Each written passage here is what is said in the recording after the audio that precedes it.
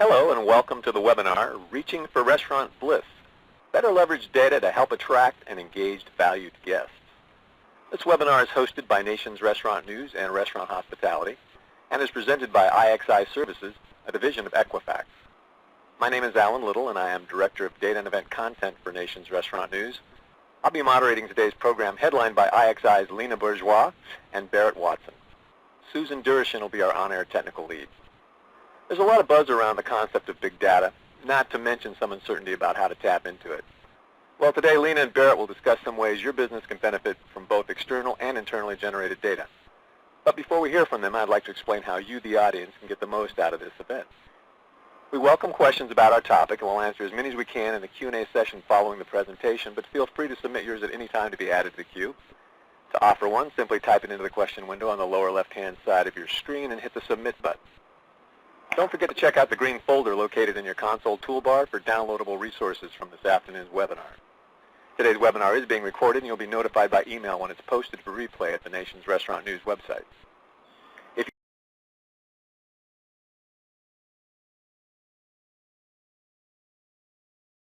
you have any technical difficulties, press the Help button on your player console to receive assistance.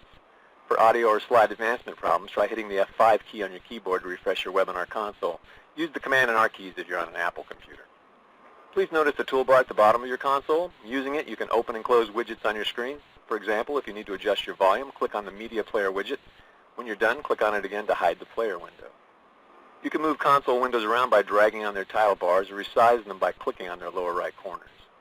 Now I'd like to provide some background on our speakers.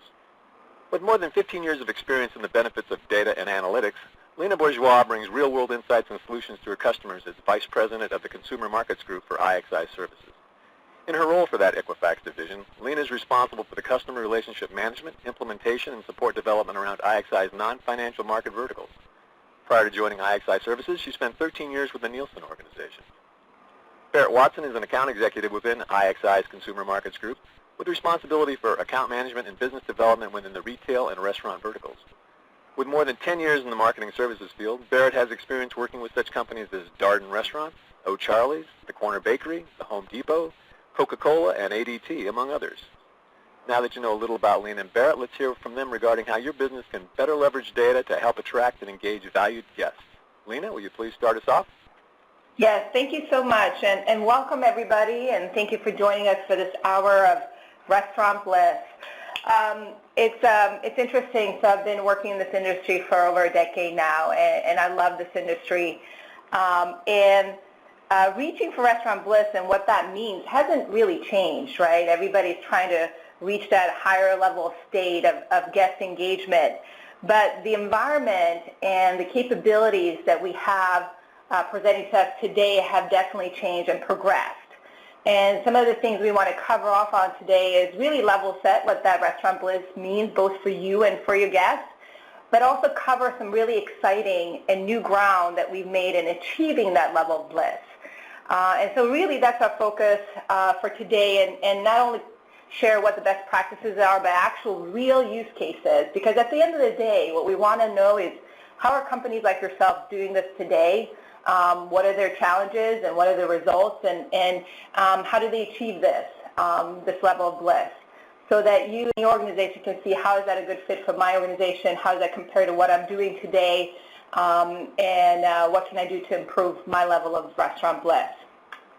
So thank you. So before we start, I just want to level set, reaching for restaurant bliss. What does this mean for us as restaurants? And it's really an ideal state, right? We want to have a comprehensive view of our guests to enable us to better engage with our guests, obviously increase their spend with us because of that engagement, increase brand loyalty, and be more effective in terms of our prospecting and acquisition. And so, and really interact with our guests more seamlessly. In this day and age of multi-device households, we want to make sure that they have the ability to engage with us seamlessly at every touch point, whereas at the restaurants, through the web, or through their mobile.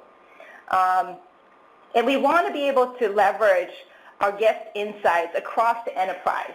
Organizations today have limited budgets and they need to provide and prove out increased ROI, and make sure that the company is moving in the same direction. No longer are the days of operating in silos and different departments using different type of guest insight and executing in different ways. It needs to be an enterprise-wide level of restaurant bliss and making sure that the ship is all moving in the same direction and that we view the guests through the same lens and the same type of information.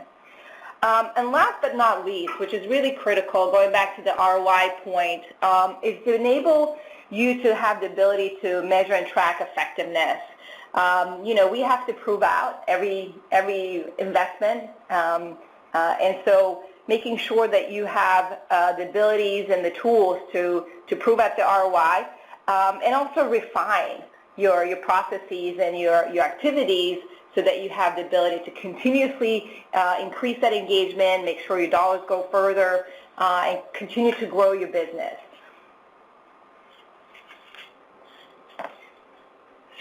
And again, that was really how we view the restaurant bliss from the restaurant's perspective, from the business side. But we all know if we don't take into account how the guest views, the level of bliss that they're looking for in their engagement with you, will never succeed. Companies that are doing really well today, like Amazon, Google, Apple, you name it, they really put the customer first, making sure that the customer's perspective and how they want to engage with them is at the forefront of their business. So it's really as equally important to understand what the guest's idea of their bliss in their engagement with you is, and making sure that that is in lockstep with what you are trying to accomplish as a business. So they want to be engaged through multiple channels, whether it's web, mobile, desktop, at their location. And they want to be able to do it through multiple devices, and they want that experience to be the same. They don't want, to have a subpar experience on their mobile if they have an excellent one on their laptop. And they want to make sure that you have locations that are convenient to them, that they have the right ambiance that really speaks to them, and that there is a good service, and that, the service is always up to par. They also want you to understand them. They want to be able to be treated differently and unique, and making sure that you treat, you address their personal needs and tastes, and leveraging purchase history to know what they came in for last time, and maybe offer, other menu options that are kind of in line if they ate seafood, for instance, and maybe they have a preference for seafood, or maybe their preference for wine or over beer. Make sure that you're able to mine that information and use that as part of your engagement with them. They want to know that you remember that they were there, and that you make the right recommendations and offers to them based on that purchase history. And as you're going to expand, your customer is always moving and relocating, and as they're growing with your brand, you want to make sure that you have your locations where they are, and that they're a good location where they reside and where they do most of their leisure activity and shopping activities. But they want to make sure that you also respect their privacy and personal data as you look to leverage that information about them. In this day and age where there's data security breaches and hacking happening across the board, they are very sensitive to the type of information that you have. They want it a little bit both ways, right? They want to make sure that you have a personalized engagement with them, but they don't want you to compromise their personal information and their privacy. So, ask yourself always, if the consumer, if the guest knew the type of data that you had on them, would they be okay with it?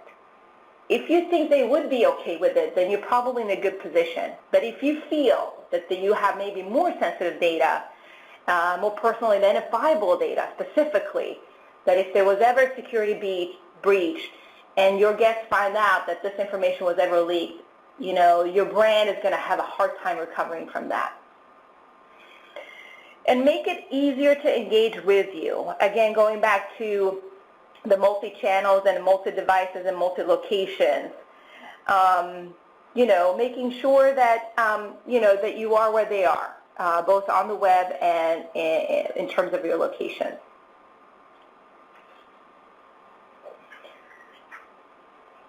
So I think that we can all agree, now that we've level set, that this is a true level of bliss for us restaurants. If we do both those things, great. Our business is set up to thrive and succeed and maintain itself for many, many years. So, and some of you are probably doing some of this. Some of you might be doing all of this, and some of you are just trying to think about how to achieve this. And so how can restaurants move towards a better state? And there's multiple ways that you're probably doing this today by leveraging your transactional level data to drive for guest insights. You might have a CRM database that you've collected over the years, and you can, might look to tie that CRM database to your transactional level data. You have third-party data that you've added that's actionable, and to enable you to do a lot of the things which help you enrich your guest touch point, whether it's marketing, branding, online, digital, where to put your locations, and all your menu planning activities. And all of this is really to strive for one thing, and it's, we coin it as an engagement marketing. It's really making sure that, we're not doing target marketing, we're not doing direct marketing, we're not doing online marketing. This is all goes hand in hand together with engagement marketing, and that's really what this is about, is to really make sure that you engage with a customer, because ultimately they're going to engage with you, which means they will spend money with you and continue to be a guest of yours. So we talked about some of the things that you can reach this level of bliss and what some of the restaurants may or may not be doing today. And I'm sure that some of you are already capturing large volumes of transactional data, point of sale data, to drive for insights. You're collecting some limited survey and loyalty data, and you're probably purchasing third-party data lists and prospect lists, and applying that across your marketing campaigns through branding and promotions and to manage your operations. But there are true challenges and gaps in this type of information. Whether you're capturing large margin point of sale data, it's fairly incomplete. And so, there's both in the terms of the insights and the applications, there's always a lot of challenges and a lot of gaps that have a lot of room for improvement. And that's really because you only have part of the picture. So, a lot of you might be collecting transactional data. You've invested the time and the money, but there's limitations. It's high volume of purchase information that's anonymized. You have the ability to mine that data and look at the purchase patterns and the check detail and understand, what restaurants are selling what menu items and what time of day and so forth. But you don't really have actual guest insights. You don't really know who these people are. And if they're using multiple cards, you have no way of tying those cards to that same person because you don't even know the person's information.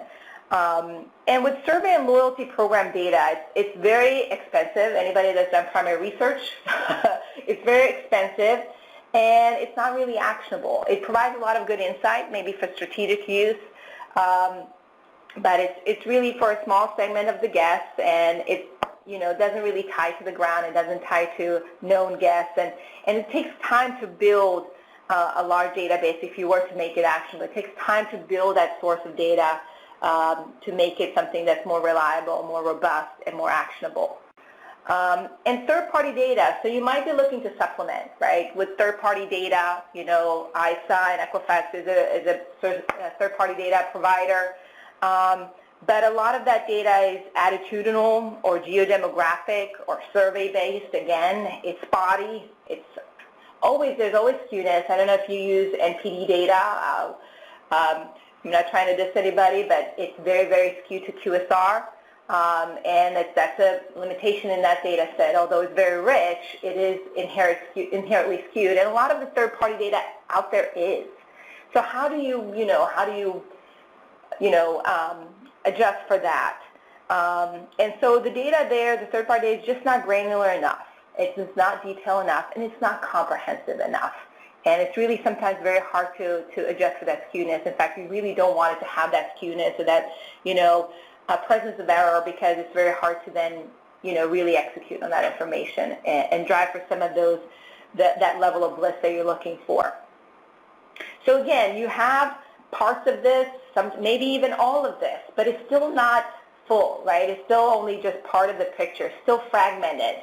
And it's really presents a lot of challenges. Specifically, as we talked about earlier, being able to execute across multiple channels, across multiple touch points, have it be a fully enterprise level type of a strategy. It makes it really hard, right? And not only is this fragmented as a part of, the capabilities provided, but you might be doing different things in different departments. It makes it even more fragmented across your organization. And those are really significant challenges. So what makes it so hard? Well, you don't have that clear picture of the guest.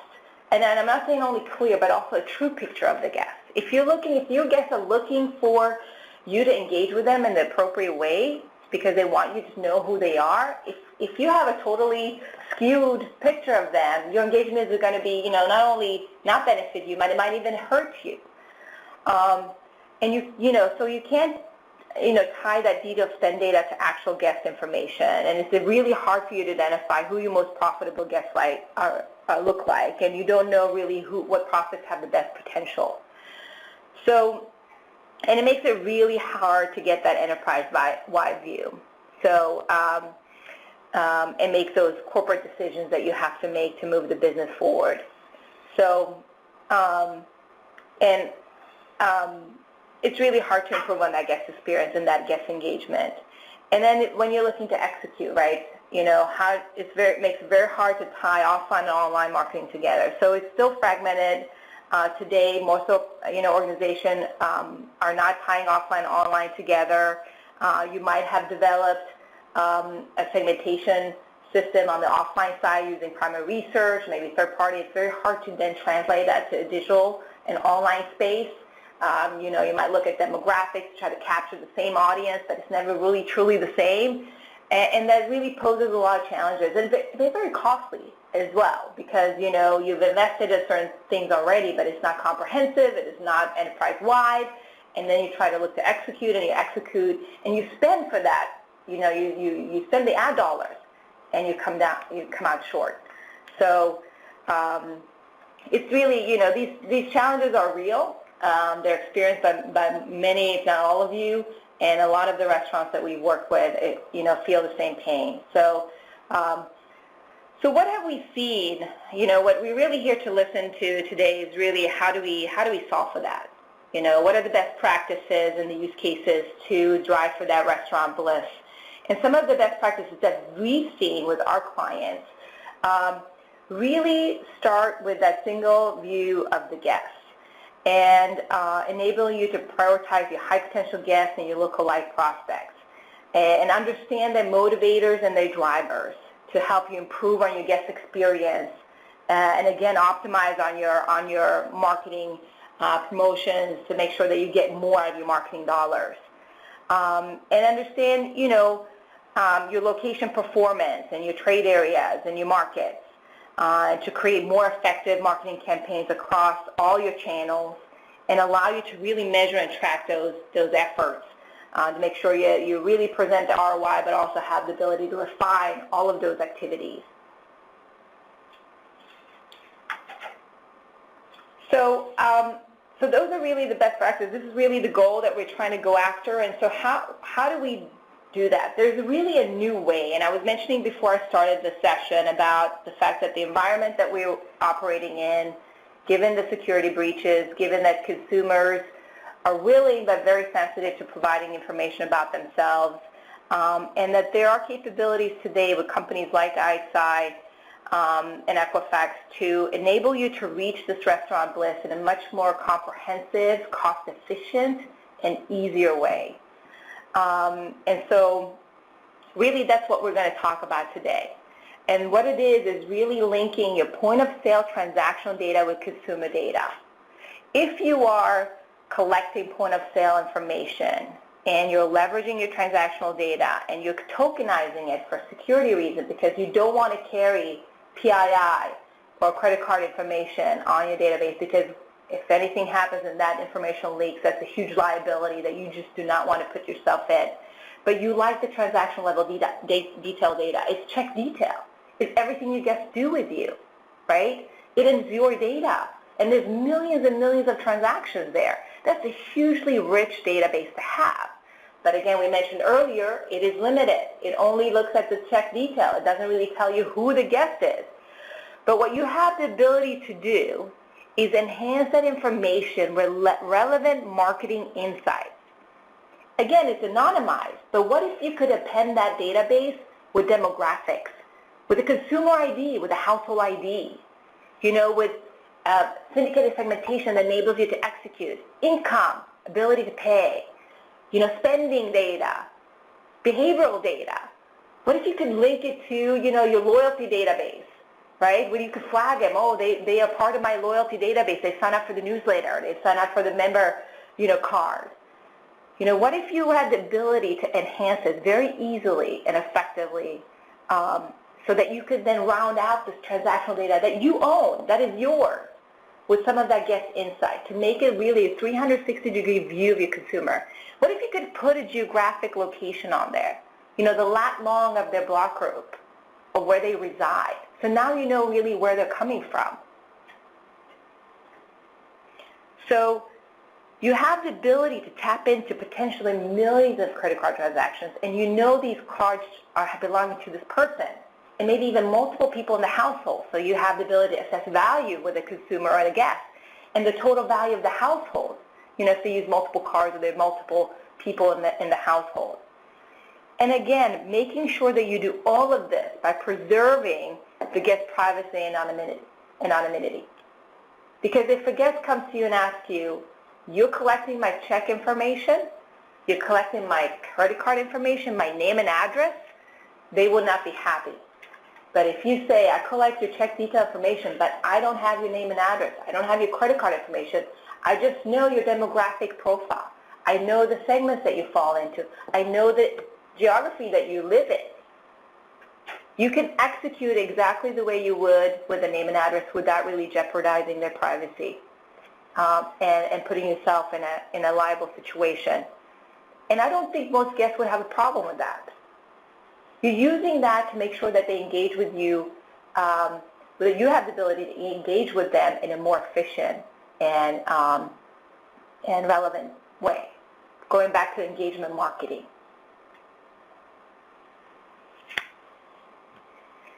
So if you have the ability to link your POS data, transactional data, guest insight, the wealth of information that you can now have on these guests, not only what they do with you, what they bought, what menu items, what the number of party, what time of day, the average check, their size of check, their frequency, but who they are and why they did what they did at your restaurant.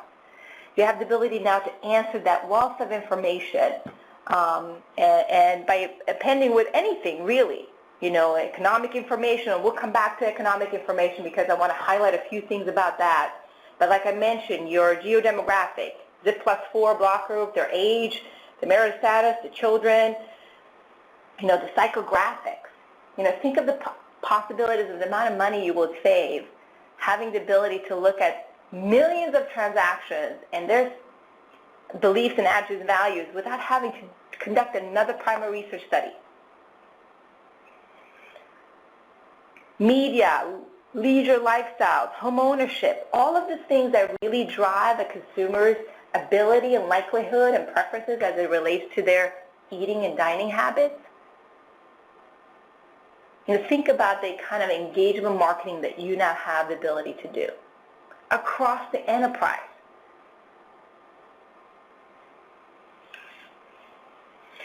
And I did say I want to come back to household economics.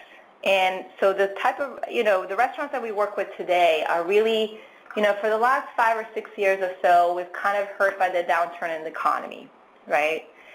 People are dining out less, or they kind of downsize or step down in terms of the type of restaurant that they dine in. Fast casual is doing really well because of this, but the economy is turning. We've seen a little bit of an uptick in terms of dining out.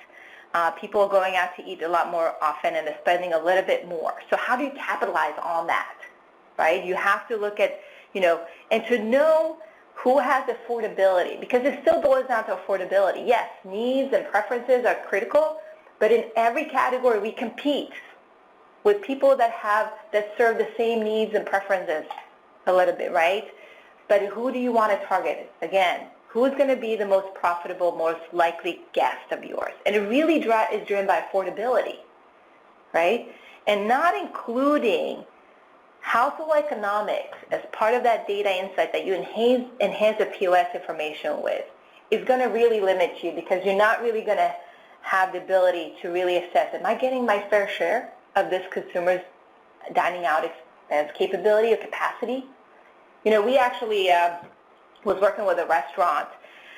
They said that they had a study down. This is a casual dining restaurant, a little bit more on the upscale side, I would say, but, still casual dining. And they're like, our customers are in the $75K to $100,000K in income, and obviously that goes, a long way in certain markets and not so much long in the other markets. We enhanced their POS data. And again, when we enhance our POS data, it's not really, there's no skewness. There's no, sample issue, because it's, again, millions across all of their entire network of locations. And we told them your average, guest is under 150K plus in income. Now, if you as a company knew that the type of consumer and guest that you attract didn't have an income 75 to 100K, but 150 plus, how does that change your strategy? How does that change your marketing? How does that change who you target, how you engage with them? They did not realize that they were more upscale than they thought they were, because they did a primary study, and guess what? People that make 150K plus don't say they make 150K plus in a survey. People actually lie. They fill out maybe the break below.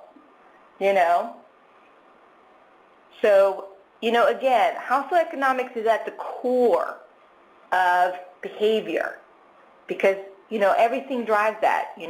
Your age is a factor of what your economics are. So obviously, the more you're in your working age, range, then you're making more money, right? If you're starting off your career, you probably make less. At the top of your, peak of your career, you're making more. Marital status, if you're dual income, more money. If you have presence of kids, all of a sudden, that money's yanked out. You're spending that on your kids, but also that changes your behaviors and attitudes. And also where you live changes, right? Money goes a different, further in certain areas versus others, as we know. So it's very important, and I'm not only harping on this because ISA offers this type of data, which might come across as a part, but we've seen it over and over again, that financial and household economics play a huge part in consumer behavior, specifically in dining, specifically as we see this downturn. In this uptick in the economy, who is really going out to eat more sooner, right, to capitalize on those? Because what this is about is for you to capitalize on the guests that you want to engage with to make sure your marketing dollars go further. So taking your check detail information, your POS data, enhancing it with consumer insights, as we talked about, both with your own data that you've collected as well as third-party data, helps you answer a multitude of questions.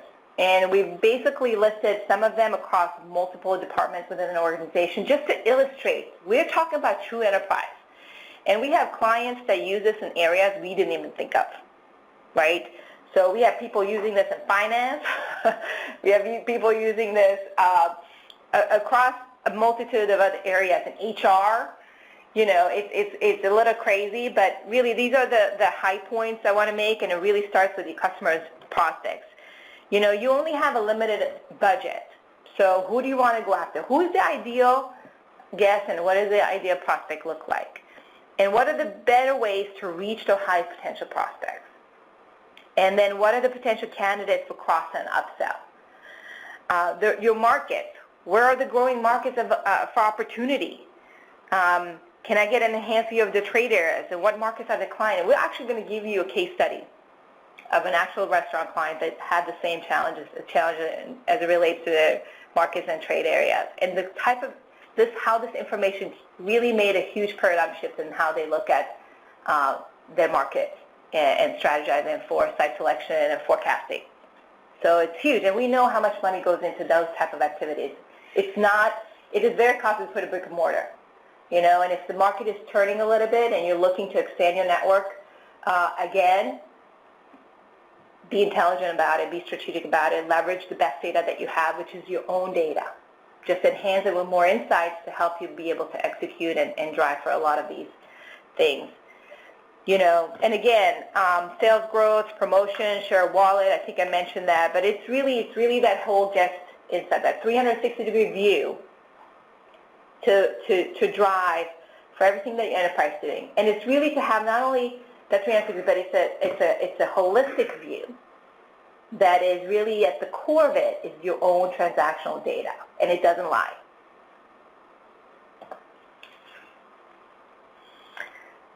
So we kind of covered a lot of ground there, and I know that we're going to get to the meat of this, which is really the best practices. And I invited Barrett Watson to join me today.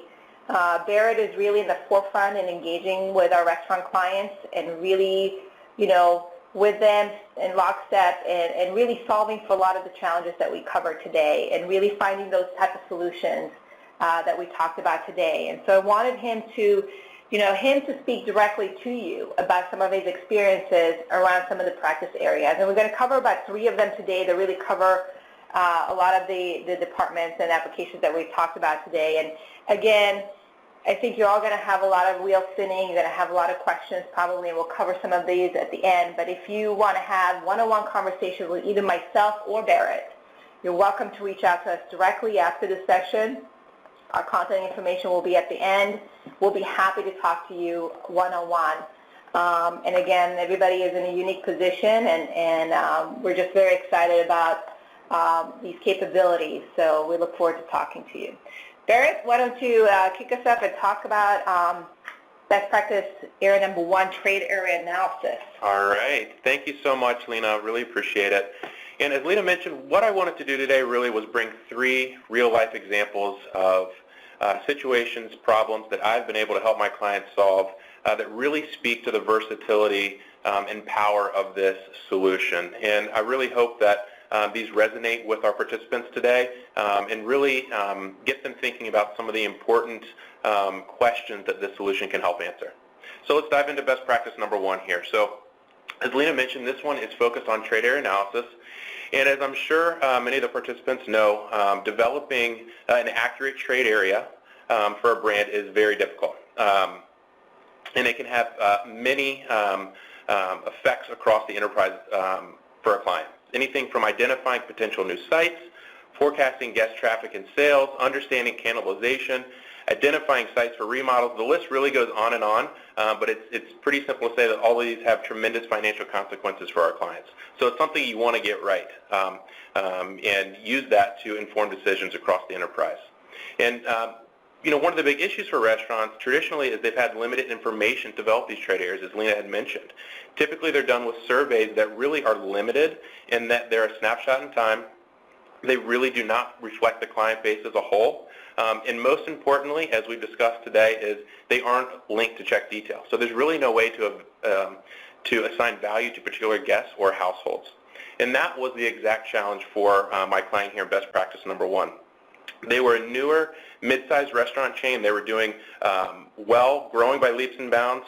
Financially, they were doing well, but they really had a limited strategic focus, and they felt internally that they had quite a few stores that were underperforming. They had some that they felt were overperforming, some they felt were underperforming, and they really didn't know why. They had no way to locate the reason why. So they came to us with the problem. We built the solution, and as you'll see from results, it was a great success. So what we did was we merged the client's transaction data with IXI's household-level economic and demographic data. We then allocated these guest insights to actual spend. Remember, these are real customers we're attaching to real guest spend, and we created guest profiles to identify the higher-performing locations. We were then able to apply these best guest profiles to current and future locations, allowing this client to truly analyze underperforming stores through the lens of these profiles to really uncover why are these stores not performing. Are our best guests not living in these? Are we, do we not have the opportunity potential that we thought we did when we located the store here, the location here? Or are our best guess in this location, and maybe there's other factors that are contributing to performance, and we need to dig in a little deeper. So that was the solution that we put together. To illustrate the solution, I've gone ahead and added two maps here, and I really wanted to break out a high-performing location for my client and a low-performing location for our client, and how the data was really able to inform those decisions. So through our analysis with this client, we identified 15 economic cohort segments that represented 50% of the guest database and 51% of the spend. Needless to say, this was their target group. This is a very, very important segment and really contributed to high-performing stores. As you can see from this first map, 120,000 of the possible 260,000 households in this trade area fall within this high-performing best guest profile that we created. That's almost 50% of the population of this trade area fall into the best guest for this client. Obviously, this was a top-performing location, and the data proved out that way. Conversely, and one of the great things when looking through the lens of IXI data is we're not limited to one economic measure. We have, as Lena mentioned, we have a robust segmentation system. We have a household income score. We have discretionary spending. We have ability to pay. And we were able to show the client different cuts from all their trade areas through the lens of all of our data. For the underperforming store, I'm showing the cut of income. This was actually the client Lena mentioned where they thought that their target income was around $75,000, and they had derived that from surveys that they had done throughout the years.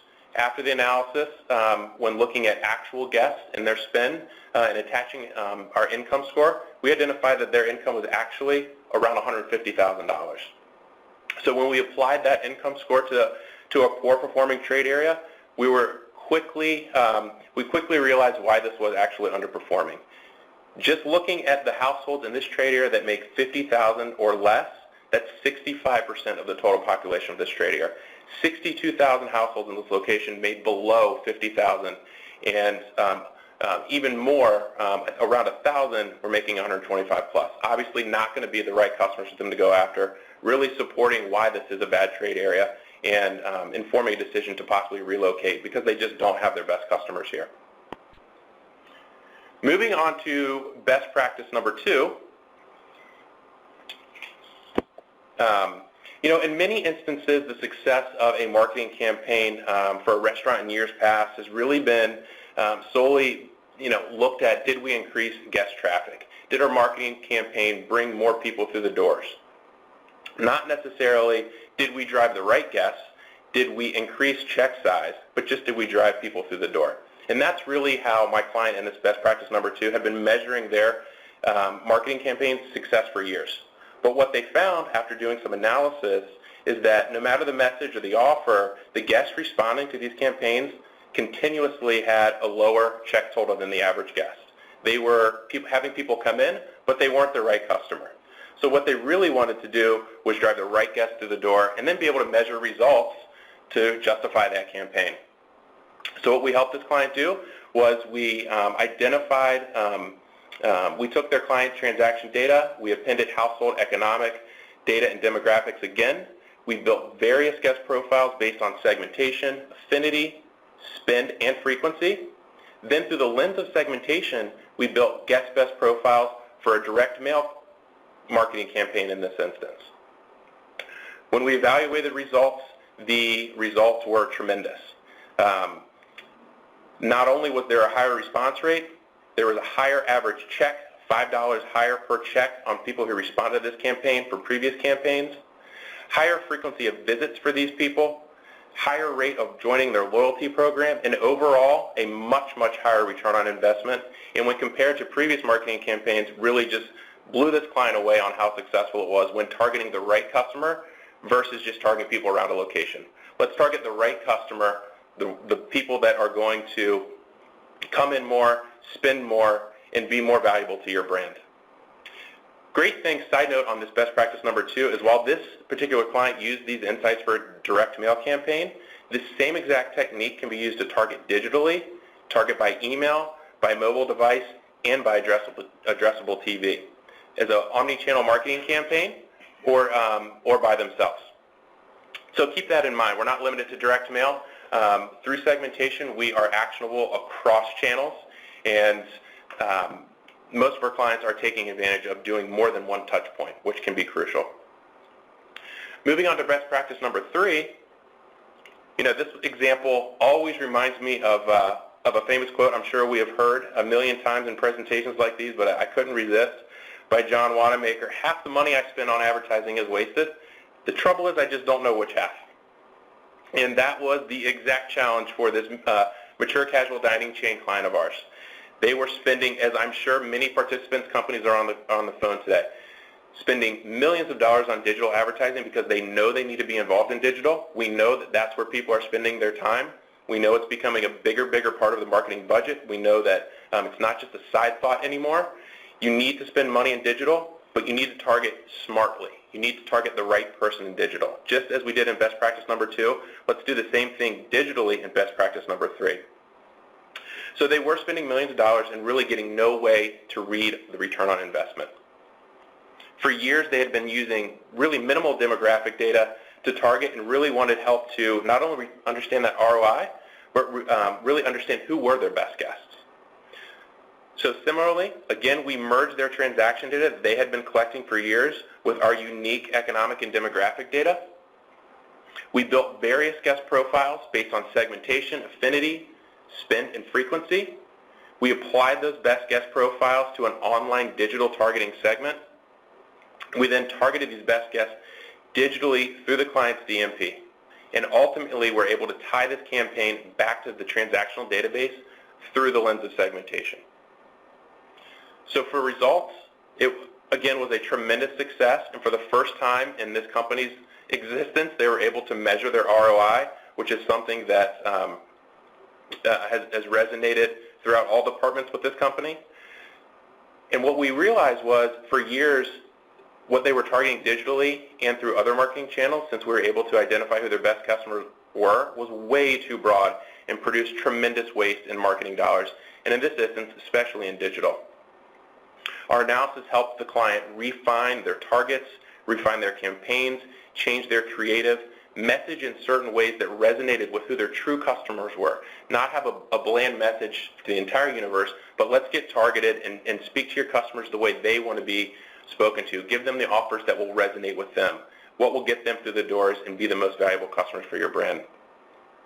Ultimately, in the post-campaign process, we're able to connect that actual guest spend with a digital campaign, and we're able to give this client a true ROI on their digital spend. And overall ad effectiveness was measured.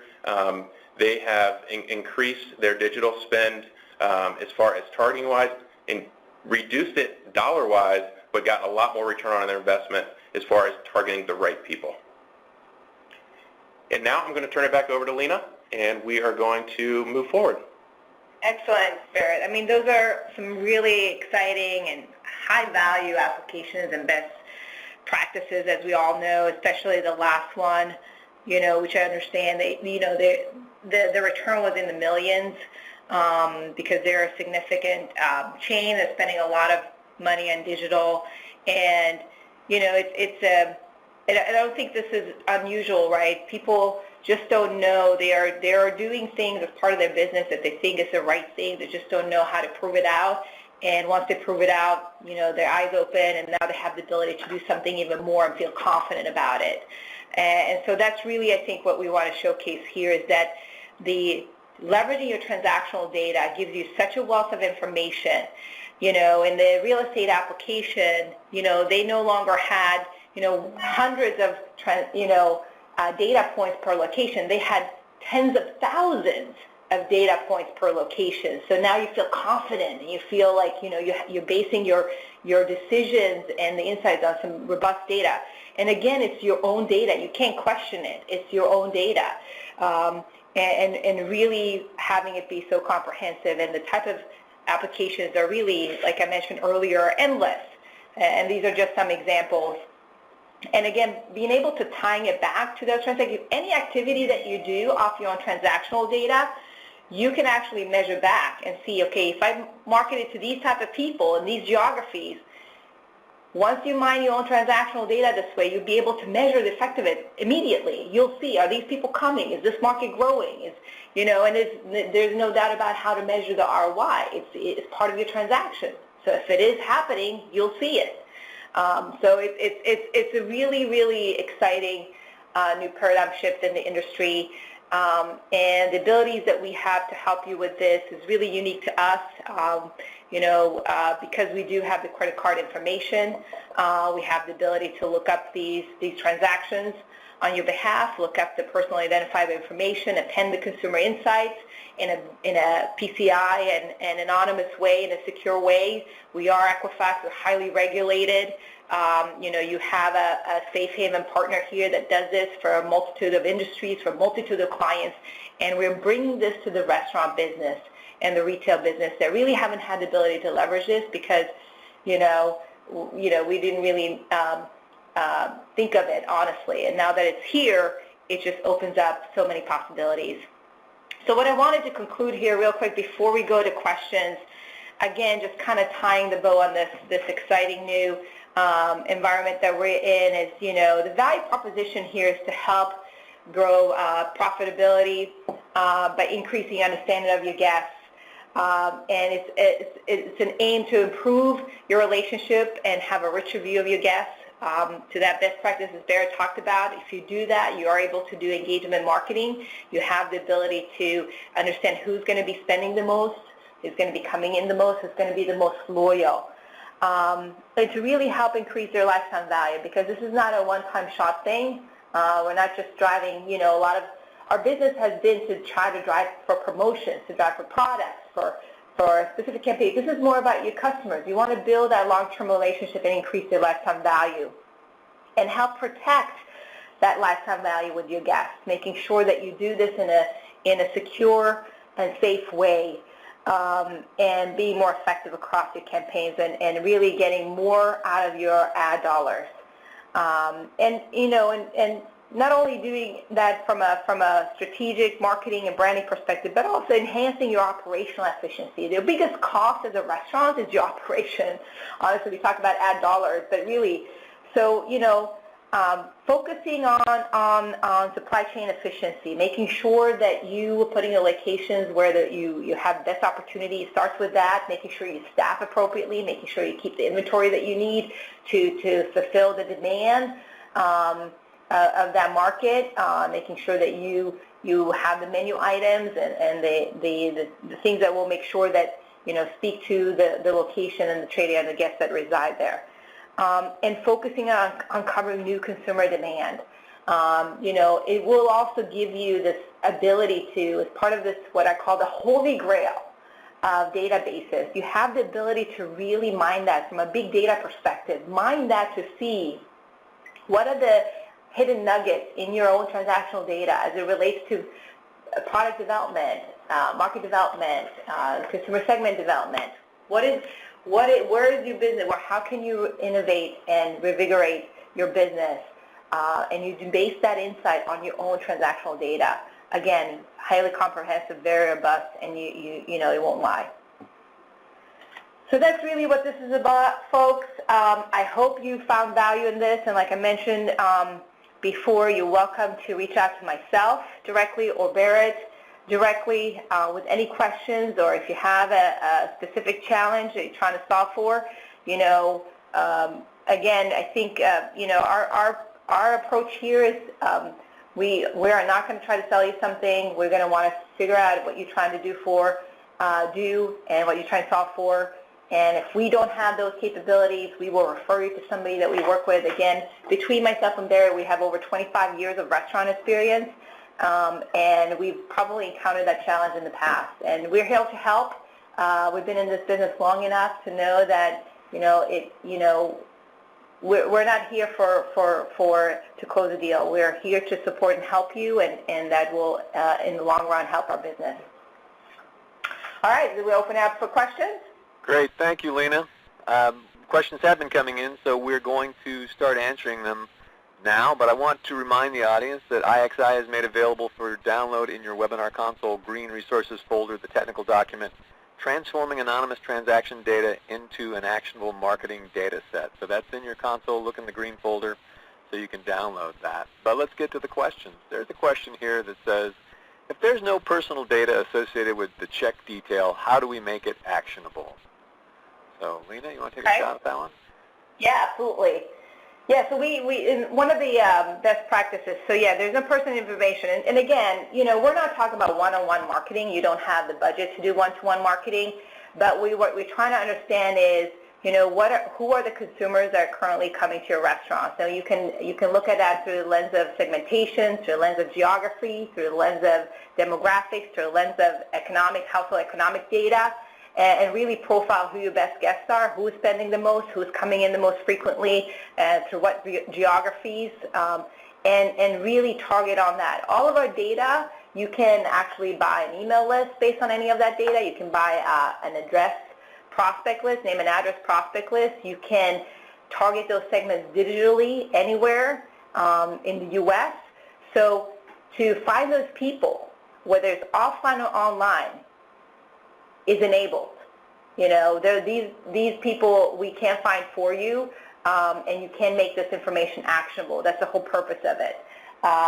So by at the same time protecting the privacy, not carrying PII on this file, protecting the privacy of the consumer because you have sensitive data associated with that, which is your check detail information, but at the same time making this actionable by being able to identify who these people are and where they reside and find people like them and target them.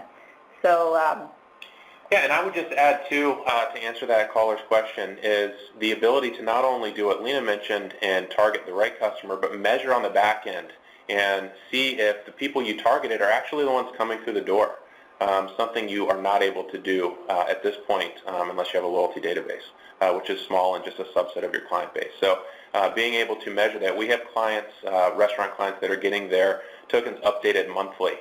They want to know if their marketing campaigns are bringing in the right people to the door, so they get those updates on a monthly basis, and we help them analyze that data. So just wanted to make sure that point was thrown out as well, as far as measurement, because I know that's important to our clients. We have another question here that sort of puts the rubber to the road. It says, what kind of an investment does it take to do this, and is it really feasible? right, so yeah, that's usually the first question we get. You know, how much is this going to cost me? And, you know, I want to just point out that we know that a lot of you are spending millions of dollars on big data, spending $1 million on digital advertising. We are doing this for some of the largest national restaurant chains in the country in the mid-six figures. So this is really based on size and based on volume of transactions. So the bigger the restaurant change, usually that goes up a little bit in cost. Smaller comes down a little bit, but it ranges from about $100,000 to $500,000, $600,000, $700,000, depending on the size of the chain and the number of transactions that they want to have processed and have enhanced. But again, we're not even in the millions. This is a solution that helps solve for hundreds of millions of dollars of investments, but this is not going to cost comparatively anywhere near what companies are spending. You know, and we saw this example of closed-loop attribution, right? They're spending in the tens of millions in digital, and that application itself, from doing this tokenization and data enhancement, saved them $1.6 million in that 1 year. $1.6 million. So this solution paid itself off 4 times over with one application as part of one side of their business, part of one of the brands, and they have multiple brands. So when it comes to feasibility, we are automating this process today. We can execute on this today with our clients. In terms of investment, it is much less than you would ever imagine. And it also, you know, obviously depends on the size of the restaurant network. So I hope that answered the question. But yeah, it is, you know, our biggest challenge is that we can't get the word out enough to how easy and feasible this is. Sounds like a good challenge to have and overcome. We have a question here that asks, if you are a small or independent operator, how do you suggest we apply the tools you are suggesting for large chains? So I'm sorry, so you're a small and independent operator, so how do you... They want to know how they use the tools you're talking about, but typically perhaps for larger organizations. Yeah, so we actually have partners that have platforms that enable them to have easy access to some of their own transactional data through that platform, that user interface. These are sometimes payment processors that we work with, and partner that work with restaurant chains that are 10 locations or less. So that's a partner that we can refer them to make this more cost efficient for them, because they're, what they do is they sell the platform on a monthly subscription basis, and then they do that tokenization enhancement through us for a multitude of restaurants like that in that size bracket. If you're larger than 10, we would love to engage with you directly anyway.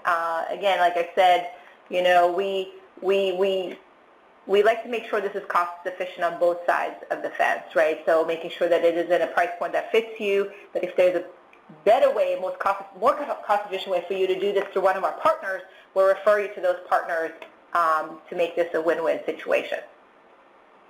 Great, thank you. Here's another question. It asks, how can this help me see if a location that is performing well can actually perform even better? That's a great question, and it really goes back to that first best practice that I described in looking at your location analysis. Once we are able to develop that customer profile based off actual transactions, we can really look at, are you attracting the right people, and is there potential to attract more of the right people? Maybe we need to adjust your marketing campaigns or channel to reach your best customers.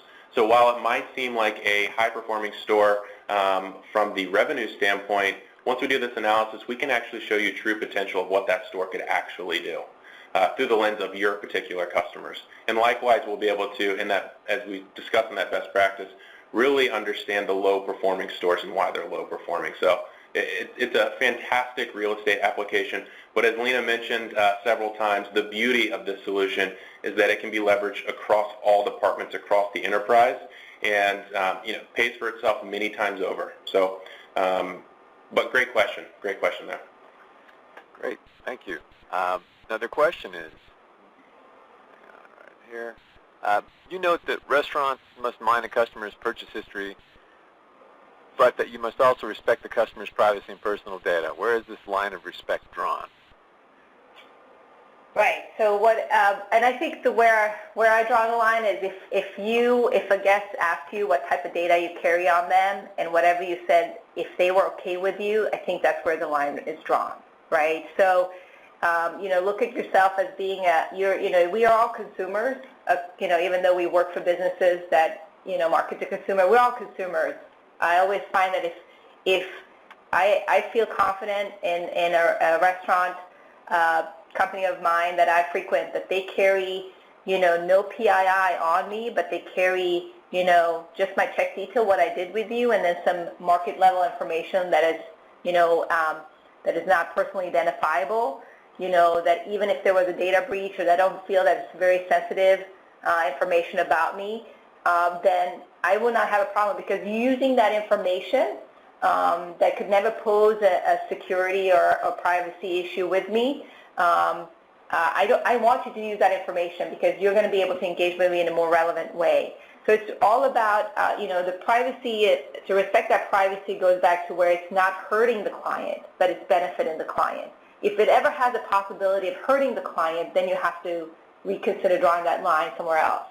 But making sure that you first think about, if I was a guest, would I have a problem with this information, that you had this information? And then, could it hurt the person in any way, shape, or form? And you got to get imaginative here and see, okay, if there was ever a data breach, if this was ever in the hands of the wrong people, what could happen? And that's why we do this entire process fully anonymized. And so the guest, the consumer or the guest information is never ever prevalent in any of this. But being able to then still have the ability to mine this to this extent, to execute on this to this extent across the enterprise, is really what the beauty of this solution is about. And we know consumer privacy well, because we've been in business for over 105 years, and this is what we do as part of our Living Being a Credit Bureau. So we take that very, very seriously, And we will not ever put you in a situation where we would ever jeopardize the safety and security of your guest information in any way possible. Well, thank you for that information. You know, folks, we're time's up for this session, I'm afraid, but before we sign off, I'd like to thank our presenters, Lena Bourgeois and Barrett Watson of IXI Services, and I'd also like to thank our sponsor, Equifax, for making this program possible. Finally, I'd like to thank you, our audience, for your time and participation in the Q&A session, and we look forward to you joining us for future Nation's Restaurant News and Restaurant Hospitality webinars, so have a very good day.